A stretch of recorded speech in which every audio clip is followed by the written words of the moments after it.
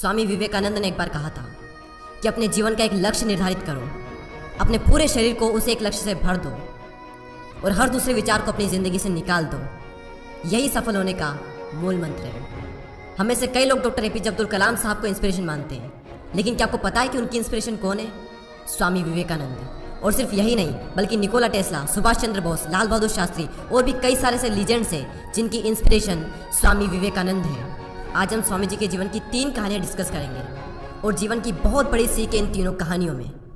पहली कहानी, एक बार स्वामी जी को नदी पार करना था और वो नदी के पास में खड़े थे। तभी एक साधु ने आकर उनसे पूछा, क्या आप ही स्वामी विवेकानंद हो?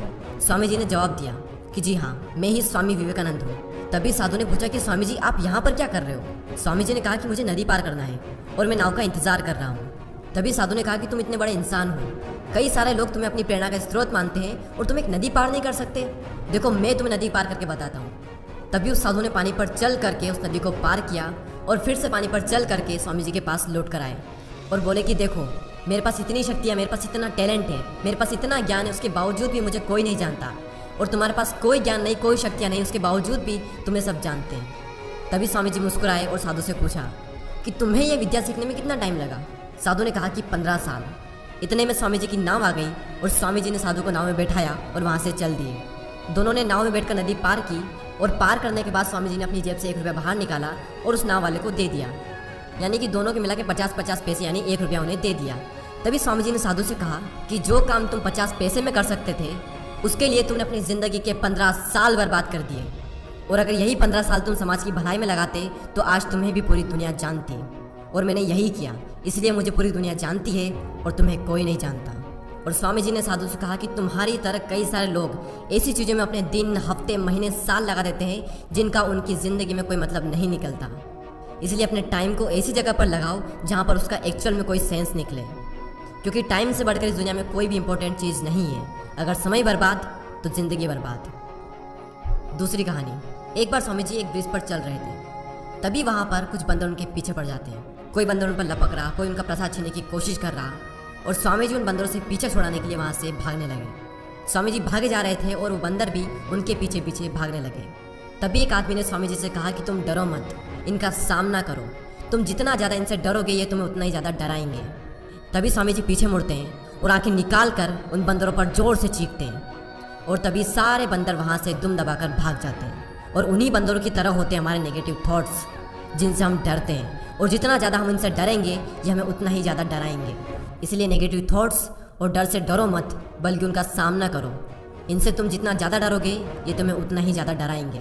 और अगर तुम इनका सामना करते हो तो नेगेटिव थॉट्स और डर भी एक दिन तुमसे डर जाएगा। तीसरी कहानी को सुनाने से पहले मैं आपको कुक्कू एफएम के बारे में बताना चाहूँगा। अब कई सारे लोग वीडियो के इस पार्ट को स्किप कर देंगे और एक लाइफ चेंजिंग अपॉर्चुनिटी को भी स्किप कर देंगे।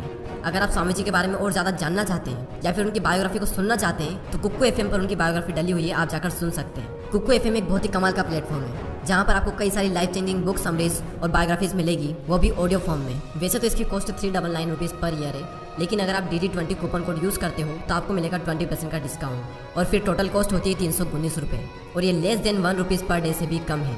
तो लिंक डिस्क्रिप्शन में है, आप जाकर एक बार चेकआउट ज़रूर करें।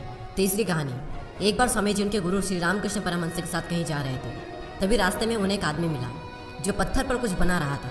तभी रामकृष्ण परमहंस जी ने पूछा कि तुम इस पर क्या बना रहे हो? तभी उस व्यक्ति ने जवाब दिया कि मैं एक राजा की मूर्ति बना रहा हूँ। रामकृष्ण जी ने पूछा कि क्या उस राजा की तुम्हारे पास में कोई तस्वीर है? तभी उस मूर्तिकार ने कहा कि नहीं, मेरे पास उनकी कोई तस्वीर नहीं है। तभी रामकृष्ण जी बोले कि अगर तुम्हारे पास उनकी कोई तस्वीर नहीं है तो फिर तुम उनकी मूर्ति कैसे बना सकते हो? तभी उस मूर्तिकार ने जवाब दिया कि भले ही मेरे पास उनकी कोई तस्वीर नहीं है, लेकिन मेरे दिमाग में उनकी स्पष्ट तस्वीर छपी हुई है।